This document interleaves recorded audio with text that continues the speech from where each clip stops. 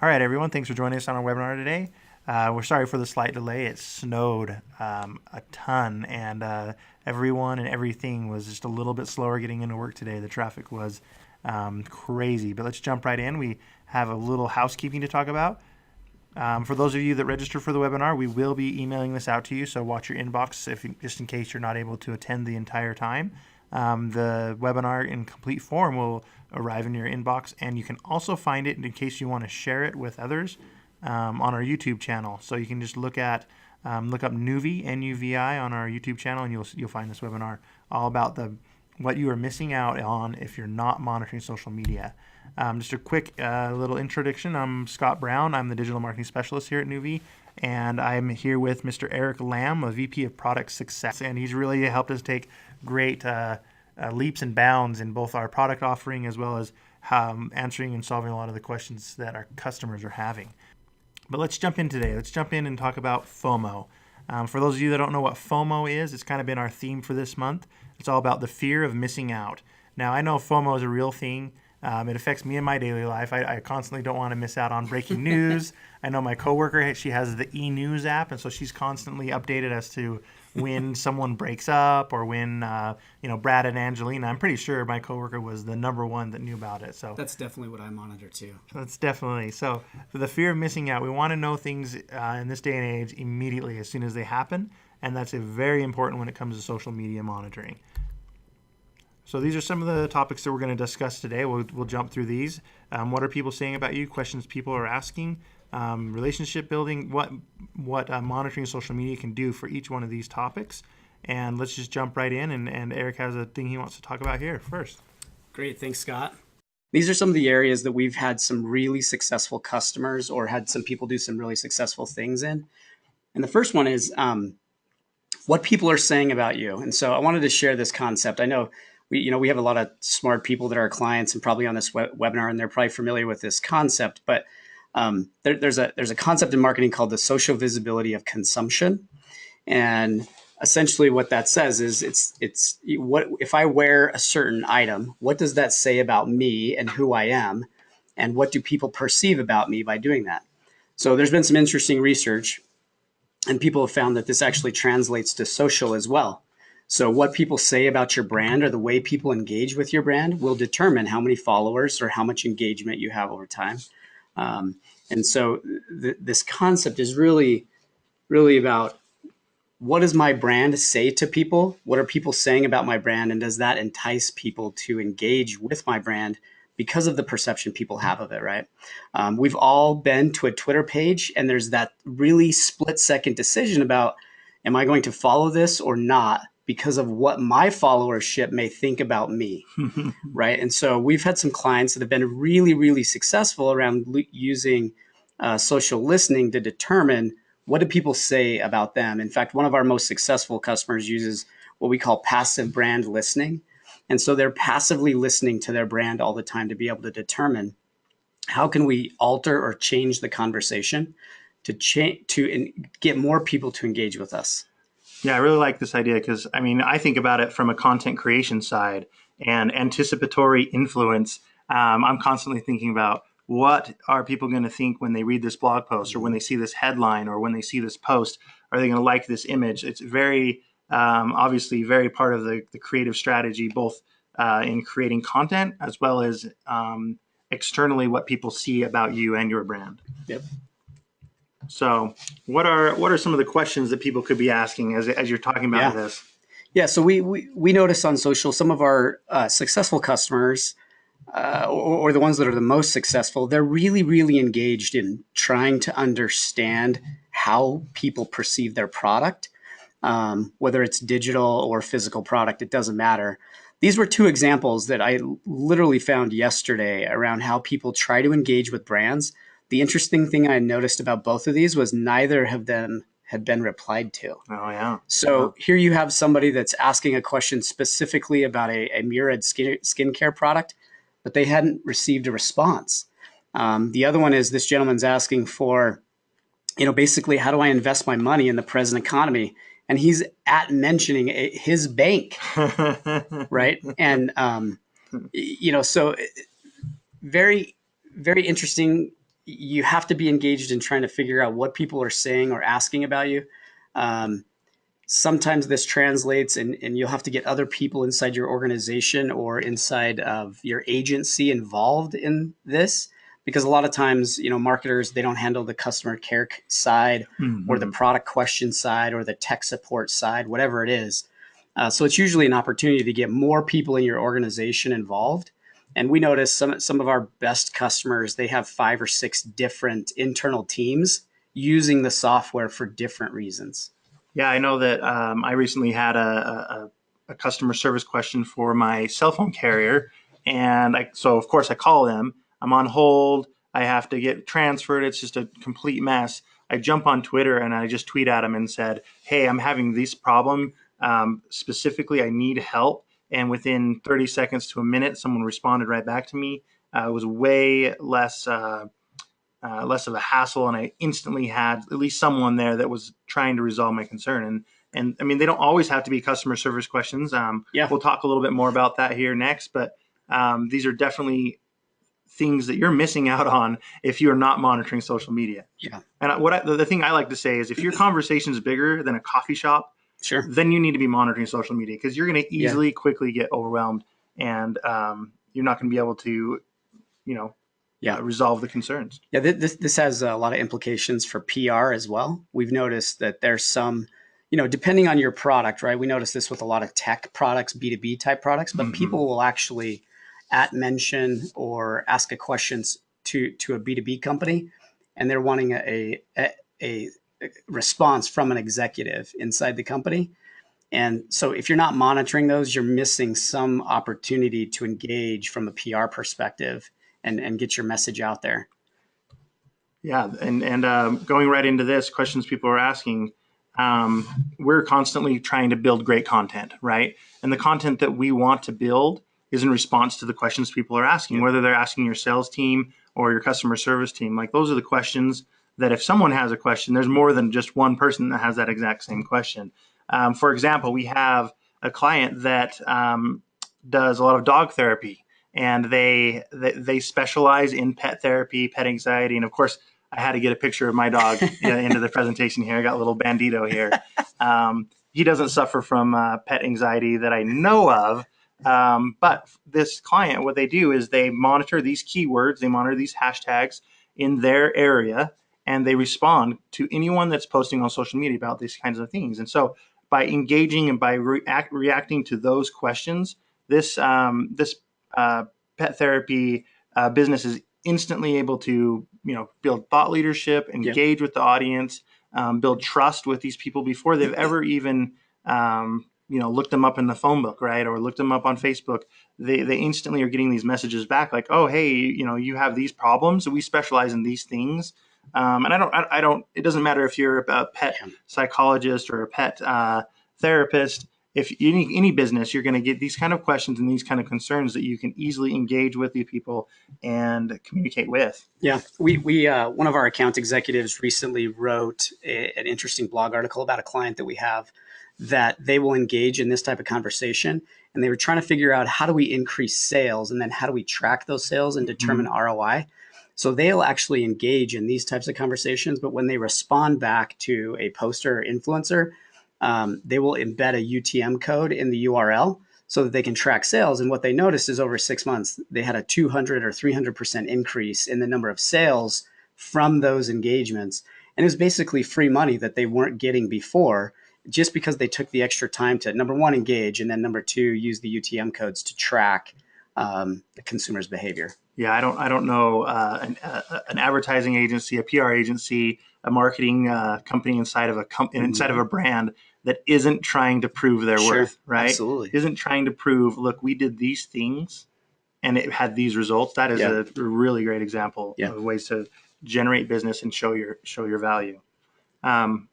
Should we jump on to the next question here? Let's go. All right, influencers. We had a webinar this last month, for those of you that attended, all about influencers and influencer marketing. I wanted to mention here one of our amazing clients, Mayfield Robotics. Now, you look at this little robot here, and you know that robotics and house robots and Alexa and Siri and voice and everything that's just really on the brink of really taking off. This here is Curry. His name's Curry, or its name's Curry. I'm not sure the best way to do that, but the reason why I wanted to bring them up about key influencers in social networks is Mayfield Robotics did some really amazing things in preparation for their launch. So they launched Curry here at CES 2017 this year, the Consumer Electronics Show here down in Las Vegas. But before that, they decided to create this strategy. We're gonna create content. We're gonna create things that could engage, and we're gonna start looking for key influencers inside of the robotics space, inside of anything that has to do with consumer electronics, and start reaching out to them and building that engagement and starting to look for who are the key influencers. I have no idea. I have no idea who the key influencers are in the robotics space, but they started monitoring specific keywords, specific topics, and finding people that are writing articles, not just posting on Facebook, but people that are writing articles, blog posts, anything that has to do with robotics or artificial intelligence or voice command, those kind of things, and start engaging with that audience. And what that does is it starts generating a snowball. Let's just keep the theme with snow according to how our commute went this morning, right? It just generated this little snowball. And if anyone that's ever created a snowball, you start with what can fit in your hands, right? So you start with a small audience. And as you begin to roll that snowball, or begin to roll, or as it rolls down the mountain, or whatever visual you want to use, that again starts to grow and grow and grow. And so what Mayfield Robotics found out here was that this was their conversation. So this is an example of a monitor inside of Nuvi, and each one of these bubbles is a mention for what they were monitoring. So they were clicking on these bubbles and finding out who it was and what they were talking about, engaging with them, and starting to build this snowball. Well, when they went to CES, they had huge results already before they even stepped foot in Nevada, before they even stepped foot in the conference center. They had news agencies, people ready to go, and when they released the Curry, it had such great response that their conversation just blew up. They had TechCrunch, who was a major sponsor, of course, at CES. Yeah. They had lots of different, there's a whole list of things here. They had 15 reporters already pre-briefed, on-stage briefings, 60 inbound requests, all these TechCrunch, USA Today. I mean, this is the dream. This is what you want when you're launching anything. And they really prepped it well, and they really just knocked it out of the park. And this is, I mean, you're monitoring not just you. I mean, sure, you can look at yourself, but if you've never released your product, no one cares. No one's going to be talking about you. Yeah. But how they talked about the conversation and engaged in that conversation about robotics. I know you're a big AI Alexa user. I mean, you might have been one that they would have reached out to. Yeah. So one interesting thing about this is there was a recent study done about the difference between likes and endorsements. So a lot of marketers assume that a like is an endorsement. And there's actually there's a thin line between the two, but they are very different. So this research report found out that an actual endorsement, so if you have a post or some piece of content that indicates that the person writing the content or creating the content actually uses that product, your sales flow, your engagement is all going to be higher than if they just get a like or say, hey, check out this product. If there's an indication somewhere in the content that the person actually uses it, you will get much better response. You'll get much deeper engagement. It'll spread faster, et cetera, right? Mayfield's a good example of this, right? They let people test this thing. Some people saw it in advance. If you go through and read some of these articles, people were able to touch it and feel it and, work with it. That's very different than just getting somebody to hit the like button. Mm-hmm. Yeah, I think I immediately think of LeBron James, right, for endorsements, right? Yeah, he drives a Kia, and people blow him up on Twitter, and they're like, "You don't drive a Kia, you don't drive a Kia," and he responds to them and says, "No, I drive a Kia. Like this is the car I drive." Of course, he has other cars, sure, but he drives that Kia, he endorses it, he uses it, and that is a really great. And it comes back to trust and authenticity. I think we're going to talk about this a little bit later with content generation and content creation. But there's a definite difference between a like and an endorsement. Oh, that's awesome. All right, let's jump into the next thing here. Oh, so you might have some examples. Yeah, so this is an example of the company Free People, company that my wife and my daughters absolutely love. Me, too. Not so much, but that's okay. So Free People did something that's really interesting, and we've talked about this in the past. I think on a past webinar we talked about Spotify. Mm-hmm. So what Free People does is most of these images you're seeing on the screen, these are their customers. Oh, yeah. Actual customers that buy their products and mention them on social. So what they've done is they've taken their customer base and turned their entire customer base into influencers. Because now if you're a customer, there's this really remote chance that your picture may be featured on one of their pages, right? Or on one of their social channels. And so it's driven really kind of this brand affinity that is really hard to get, and this authenticity that's really hard to get. But they've figured out that if we can focus on our customer base, regardless of how many followers a customer may have, but if we can leverage their network and their image, because they actually use the product, we can get deeper engagement. Yeah, that's a great idea. I know that my wife loves Free People, and I believe she's even posted some of these posts. I mean, you can see the style, you can see the things that they're going for, and their brand and everything just matches right up. You share those pictures, and you're part of the conversation. Yeah. Spotify has done the same thing, and Spotify does it in a really cool, tasteful way where they bring their customers and their customers' tweets and turn each of those into its own mini ad campaign. And it's been really, really effective in driving brand engagement. Now people identify with Spotify, and it's a cool thing to use Spotify versus some of the other music networks, right? And that's how they've done it, is they've brought their followership into their campaigning. Yeah, and this goes right back to like if your conversation or your network of people that you're conversing with is bigger than a coffee shop, right? Yeah. You need to be able to understand who the influencers are and who the people are that are talking about you.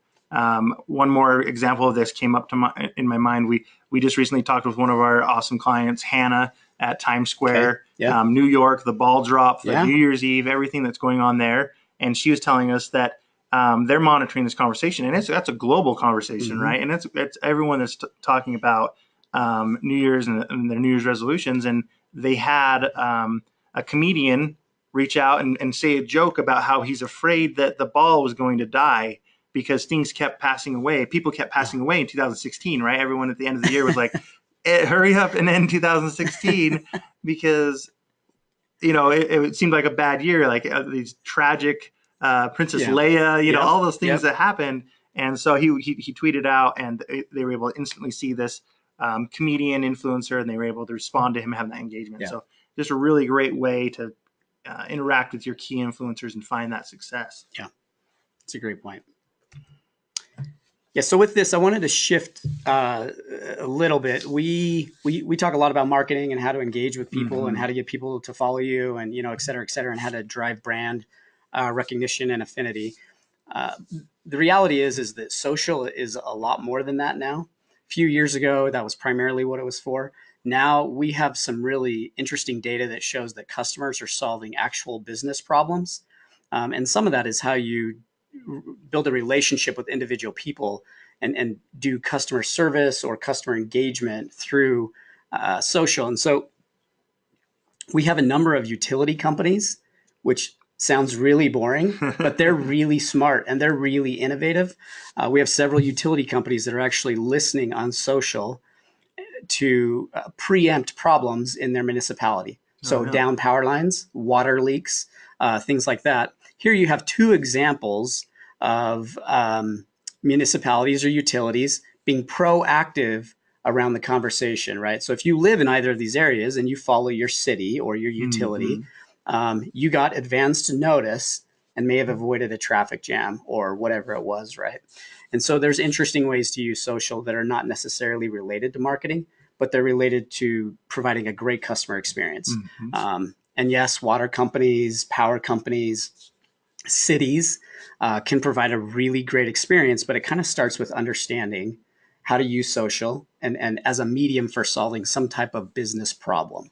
Yeah, you think that I remember reading an article about when Hurricane Sandy hit, Mm-hmm. New York, New Jersey, and all Yeah. that. The police departments were communicating Yep. specifically through Twitter, Yep. and saying, these are the areas affected. These are the areas that we're coming to. We're coming to you next. Yeah.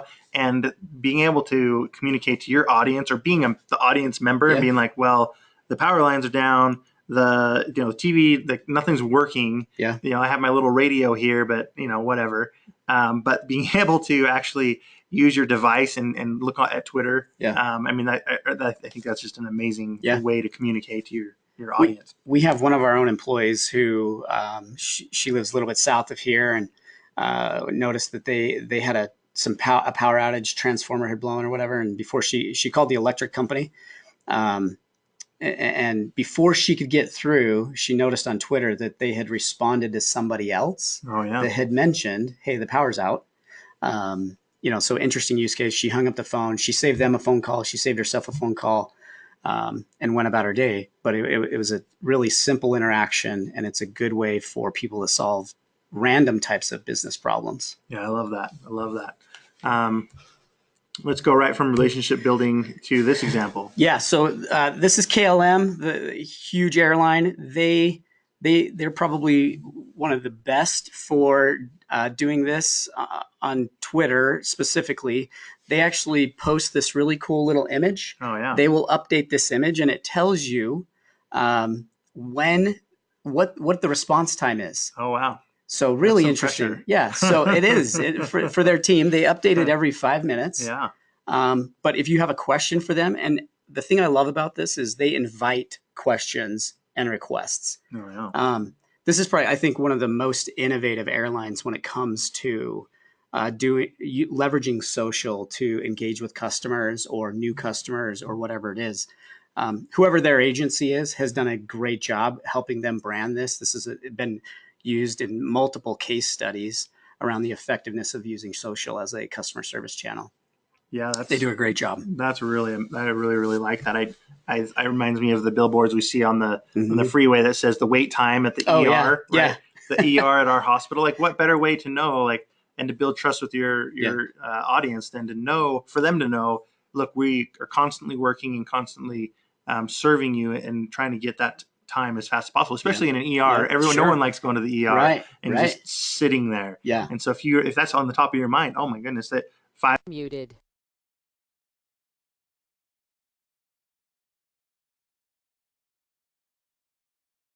A lot of this is Unmuted. about driving the perception that we're human, right? Our brand is human. Mhm. We're real people. We're just trying to do our best work every day. And you can use social and these social listening tools to get a lot more out of the conversation. Yeah, right? I love that. All right. Looks like we have a couple more. Yeah, so this is one with Allegiant. Allegiant also does a good does well in this area. This is an example of somebody he mentioned. He had a really simple question for Allegiant: will I be charged extra for canceling or a no-show flight? And they responded and said, hey, you can see their response time there. Mm-hmm. They're one of our customers, and they do a great job. They listen on social not just for their brand, but they also listen to things unrelated to their brand specifically, but related to travel and the airline industry. Oh yeah. They've responded to things about baggage fees on other airlines. Yeah. So it's a great way to establish yourself as a thought leader. You don't have to provide customer service just to your own customers. Sometimes you might provide, and you mentioned this earlier, customer service or an experience to people that might not be your customer today, but that's a great way to make them a customer tomorrow. Yeah, there's a great old time. I'm totally gonna get this wrong, but old time classic Christmas movie, Miracle on 34th Street. Sure, yeah. Where the Santa Claus becomes famous because he tells the kids and the parents that if they don't have that toy, Yeah. go to the other store. They have it, or he knows because he's Santa Claus, so he knows where the toys are, right? Right. And at first, management is very upset and mad at them, but because he's the thought leader, Yeah.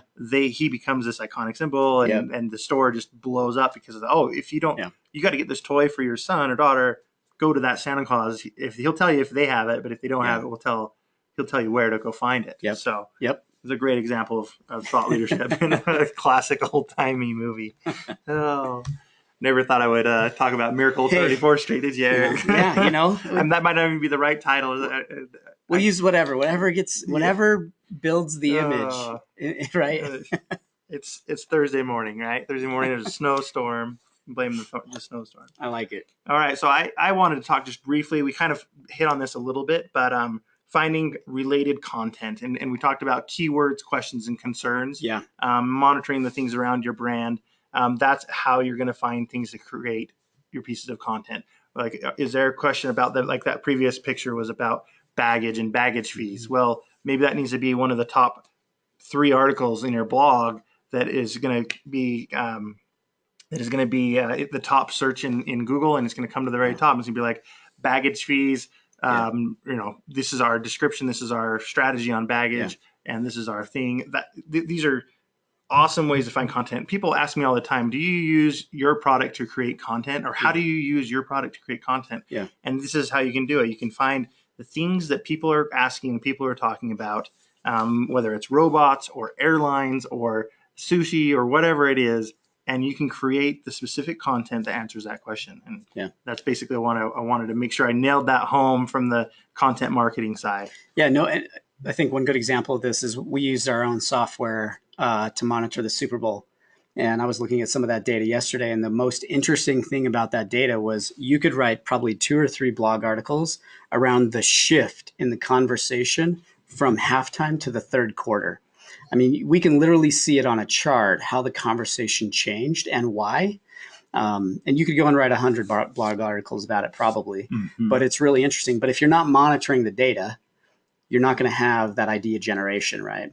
And it's a great way to come up with some really unique things that other people are not talking about or thinking of, right? You're way ahead of the curve if you're using data to drive your content creation. Yeah, it's one of the advantages that I am thankful for every day is that I get to use our product to the fullest extent. I can monitor the Super Bowl. I can monitor the Grammys. Most customers and clients aren't fully able to go that big of a conversation, but you are still able to see who the influencers are, what is happening. Like everyone in the first half of the Super Bowl was talking about the Falcons, and the Falcons are killing it, and the Falcons are going to win, and the Patriots are terrible.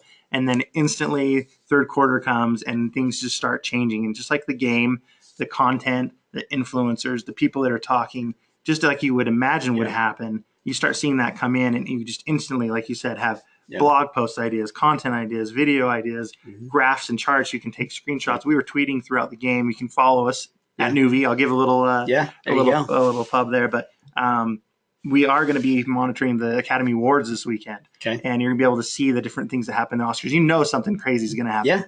Yeah. With the political climate, with the things going on in the Oscars, especially following up with last year's Oscar. I mean, there's going to be something crazy that's going to happen. And again, our team's going to be instantly, equipped with content and with things to talk about and write about just immediately. I think one of the interesting things for me is we get to work with some of the best customers, the smartest marketing agencies in the world. And when they use our data and they mix that with their creative minds or their creative process internally to their organization, they come up with some really, really interesting things. And, it's a great way to do trend identification, but you have to be using the tools and software to start driving that process, right? I have a quick example about this, actually. Yeah. This picture, you don't know how much this picture is killing me right now. For those of you listening, I am on a very strict diet right now. I'm down about 11 pounds. I don't want to get too personal, but it's the fast metabolism diet. Haley Pomeroy, fantastic. Everyone go buy her book. It's amazing. One of my favorite things is donuts. Okay. And we have a client that is a fried food donut creator, right? Okay. And so they're wondering what are people talking about? Like, are they sharing pictures? Are they not sharing pictures because they don't want their wife to know that they're like consuming this dozen of donuts? But what is it that they're talking about? And they found out that people started talking about donut sushi. So you can see here in this picture that these are different types of sushi rolls that they created to look like, or that are donuts that they created to look like sushi. And so they started looking into it and noticed that a lot of their competitors, the boutique, very fancy Yeah. donut creators and artisans, as I would call them, right, are creating these donut sushi. Which I don't know. What's your Yeah. favorite kind of sushi? I mean, I love. I'm a California roll guy. Like Okay. I'm pretty Okay. basic. Yeah. So they noticed this was a trending thing, and they decided, hey, why don't we run with it? So just Yeah. like you were saying, the marketing department got involved. They created an entire campaign around this, and they just killed it. Yeah. They released donut sushi. It became a real thing across all the East Coast, and maybe some of you saw it or partook. And I'm jealous, but it's a way you're monitoring your industry or keywords or things that matter to you or your audience. You see the insights and you're able to immediately respond based on data, not just Yeah. on, oh, you know what you guys should do? You should do this. Like, no random ideas. You want to focus your content on data. You want to focus your content on Yeah. answering questions. And this is something that they saw pop up that their competitors were doing. Why not try it? Why Yeah. not run it with it and see what you can create? And it was extremely effective. Yeah. No, I was just going to say this. I think when you're using the data and social to preempt your own internal process, it doesn't matter if you have a digital product or a physical product. One thing we notice with all of our customers is this takes a lot of the stress off of your internal team, right? Because now you can look at data and say, hey, here's what we're seeing. This is a trend in the marketplace. People are talking about, we actually have a company that makes clothing. And one thing they notice is people talk about different types of textures and colors. And so they'll use that to drive their internal design process.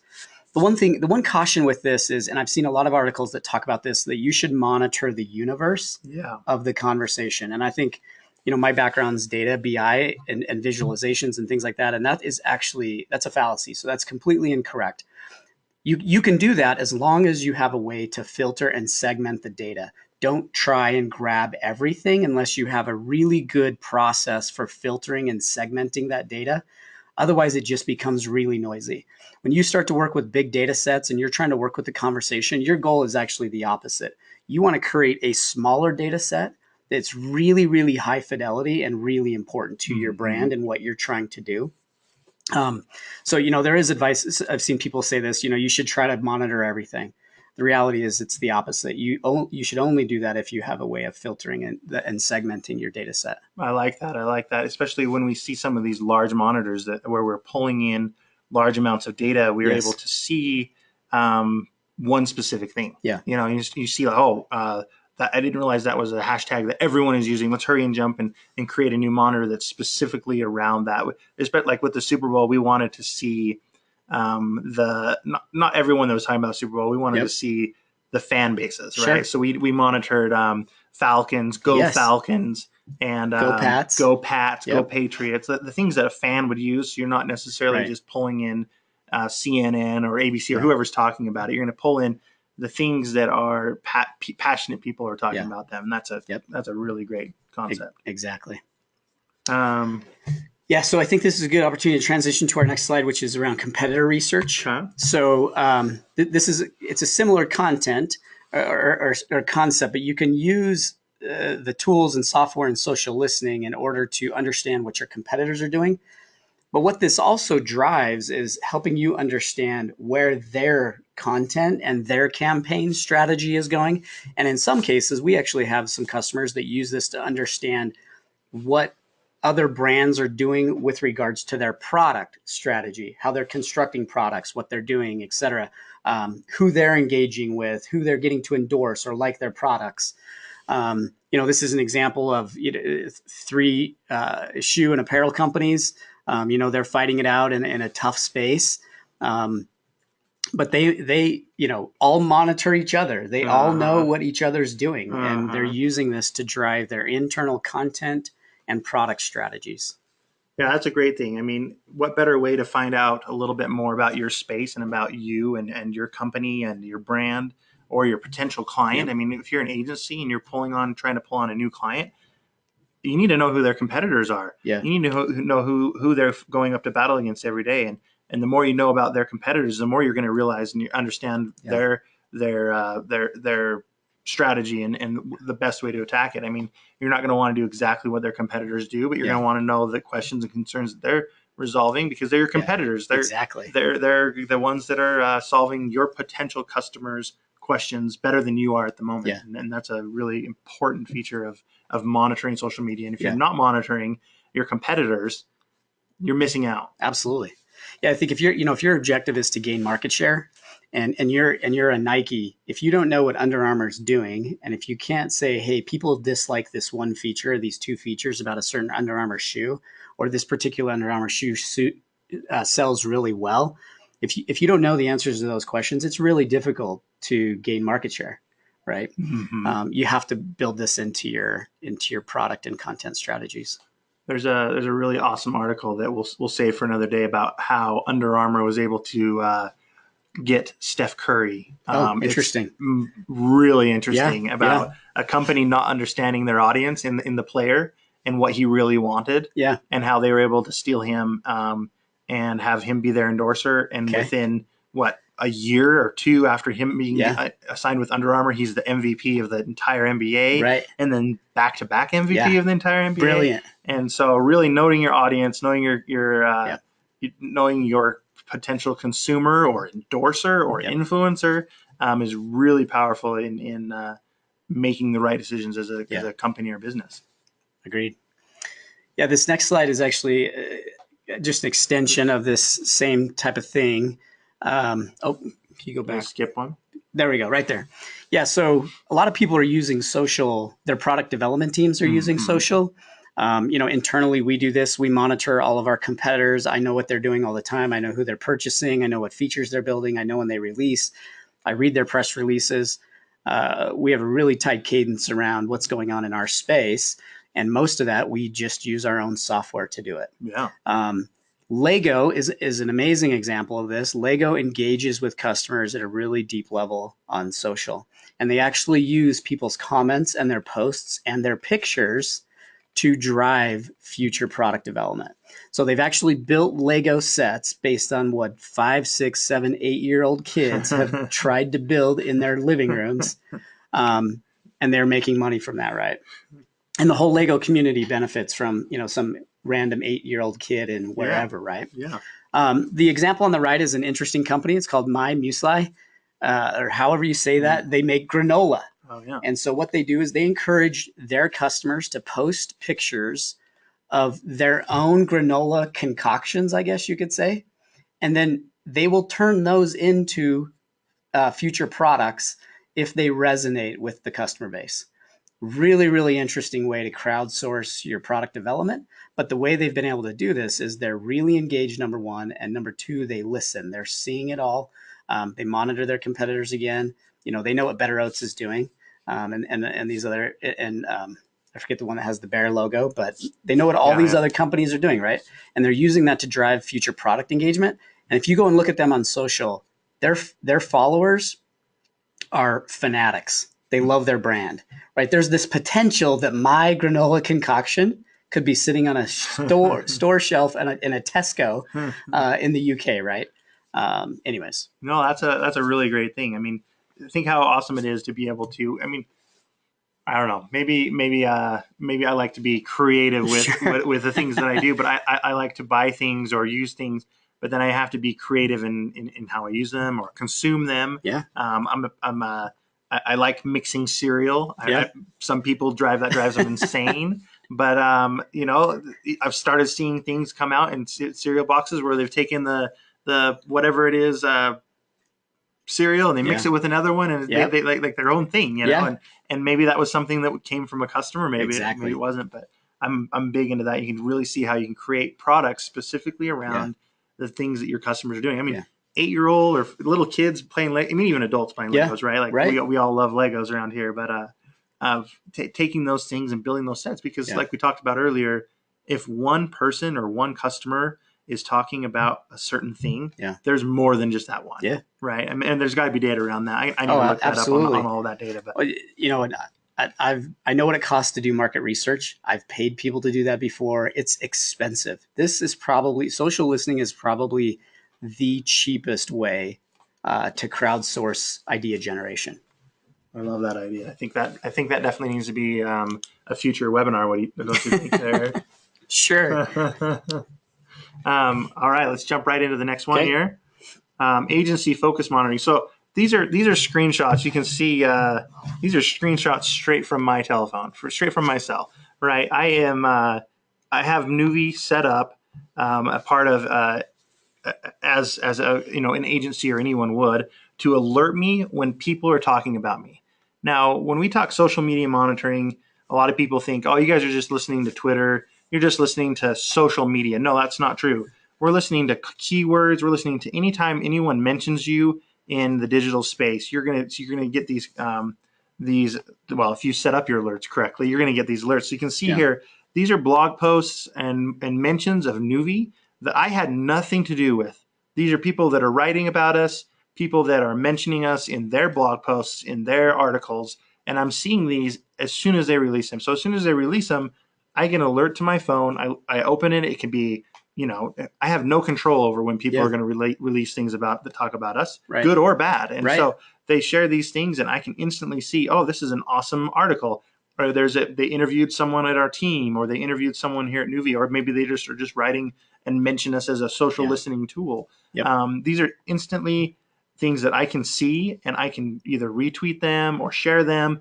A lot of times I reach out to the author and thank them for mentioning us, and they're blown away that I'm able to respond within minutes or seconds of of when they shared it. But I mean, that's what you miss out. That's what the whole point of this webinar, FOMO, right? Fear of missing out. If you're not monitoring your social media and your audience, you're missing out, because otherwise you wouldn't see these. We have time and time again, a customer after customer tell us that when they started monitoring social media, they found out that they were missing out on a huge chunk of the conversation, that they weren't getting tagged right. People aren't. I mean, like, for example, this one here, interns more likely to be hired as full-time employees. Like, that's not going to be tagged in Twitter. You're not going to be tagged, hey, Nuvi, check out our, no, they're not going to mention you at all. But inside the article, it talks about Nuvi and the interns that we hire and the programs that we run. That's a great article. It's a great piece of content, and be able to share that. Yeah, and I think there's another angle with this that has really helped us internally here at Nuvi is, Scott, you'll share these articles. Every person I work with, every person you work with, everybody's super busy. There's no way to see it all. There's absolutely no way to see it all. But what you've done is when you share this content with the company, it builds our culture internally. I think it's helped with us understanding, and it also gives our success team an opportunity to share this with clients or customers that may benefit from it. So I think there's a lot of different angles, but again, it comes back to the fact that if you're not monitoring, if you're not listening, if you're not understanding, then you don't even have the chance to do that. Yeah, and especially working at an agency where you're going to have multiple clients, you're going to have multiple people that are going to want to know this information. Yeah. Well, each client is going to be assigned to a certain team, and that team can have a certain team member that is responsible for these alerts. Yeah. And when those alerts come through, or you can set it up so that the CEO of your client, the company, or the marketing team member on that of your client, right, that you're working with, receives those alerts immediately, and he'll start to see the effectiveness of your work, as well as all of these other mentions and things that happen that have nothing to do with anyone. Someone just decided to mention you, good or bad, and write an article about you, good or bad. And a lot of times we obviously want the positive things, but there are, heaven forbid, negative things that go out about everyone. I mentioned in my last webcast about Donald Trump, and my co-host immediately just gasped, and she couldn't believe I mentioned Donald Trump. But the point is that every company and every brand has a Donald Trump that is either talking about them in a positive way or a negative way, and it's going to affect your company or your business or your brand or your clients or your agency in a positive or negative way. Sure. And you need to know about it as soon as it happens, because if you are not quick to respond, everything falls apart. I mean, honestly, you see how it affects. I think we may have talked about this the last time we did one of these, but the president is a perfect example of this. He, on two different occasions, he tweeted it, once about Boeing and once about Lockheed Martin. Mm-hmm. The difference in those two companies' responses, and if you're interested in this, I would say go look at those tweets and go look at the response. Boeing's approach to how they responded to the president saved them several $100 million in market cap. and their stock didn't go down as much as Lockheed Martin. It was pretty interesting. Lockheed Martin dropped 5% the next morning, right? They didn't respond. They didn't engage the right way, and they didn't structure when they did engage, they didn't structure their language correctly. Boeing took a very pragmatic approach to it, said, hey, we're going to engage with the president. We're going to keep the conversation neutral, but we want people to know that we're listening, we're there, we're aware. And that made all the difference in the world, right? So, whether your strategy is to engage with somebody or not, people at least need to know you're there. Silence can be just as bad as negative publicity. Yeah, I mean, I again, back to the cell phone, called my carrier. Mm-hmm. They put me on hold. Yeah. Negative experience. Right. I tweeted at them. Right. They responded within 30 seconds to a minute. You're still on hold. Fantastic experience. And instantly, satisfied. Like, I don't understand the technicalities there, but I know that social media is a very powerful tool for the good and for the negative or bad. And it's important to be on top of it in any way, we could probably do a whole webinar on how that's the next customer care is changing and customer experience is changing and how social tools can drive a way better experience. Oh, I love it. I love it so much. We'll definitely talk more about that. Let's go jump real quick in here. This was one of the examples I wanted to share. Whamo, their PR agency, Tyler Barnett is one of our clients, and they're awesome. They make toys, children's toys. I grew up with these toys. Maybe that dates me a little bit, but I grew up with these toys, and they noticed that as soon as they started monitoring social media for their brand, for this Whamo brand, which is their client, they noticed that they were missing out on 90% of the conversation. Wow. So 90% of the people that were talking about their toys, their brand, their products, weren't tagging them, weren't mentioning their company, right? They weren't mentioning Whamo. They weren't mentioning whatever it was, but they were talking about the toy and the thing. 90% of the conversation they were missing out on. And as an agency, we're constantly trying to prove our worth and prove the effectiveness of our campaigns. If you're missing 90% of the conversation, you're gonna get fired as an agency. The bosses are gonna look at you and be like, "What are you even doing? What are you even doing?" But you're able to show that percentage of success. Yeah, you're instantly rewarded. I think that's a great point. Like, you cannot rely on the @mention or the hashtag to understand everything that's going on out there. The other thing we notice a lot with our software is that people will spell things incorrectly. Yeah, that can have a huge difference in understanding what's going on with your brand out in the social sphere. But one of the companies that I think does a really, really good job of this is Lululemon. They do really, really good hashtag campaigns, but they also listen for the same things unrelated to the hashtag so that they can get the full conversation. Pretty interesting. Yeah, no, those are both really great examples. Moving on to the next thing here. Oh, there you go. I wasn't prepared for the end there. Sorry about that. Again, FOMO, fear of missing out. Thank you so much for joining. Sorry for the technical difficulties. We will email this out to those of you that registered. But if you want to share it, please feel free to visit our YouTube channel at Nuvi, Nuvi, and look for more webinars from Eric and I. We got several new topics. Yeah, and I think the other thing too is if people. I'm not afraid of having my inbox flooded. I know you're not. If people want to reach out to us directly, find us on Twitter and direct message us or whatever it is. We'd encourage that. If we can ever help anybody with anything, it doesn't have to be related to our software. If it's just purely related, even if you're using one of our competitors' tools, I always tell people this. We have people coming here all the time, but we're more than happy to help in any way we can. We don't care if you're using our tool or not. If we can be of service, we'll be of service. That's awesome. So thank you so much for joining us, and we will email this out to you. And have a great, hopefully non-snowy day. Thanks, Scott. See you later.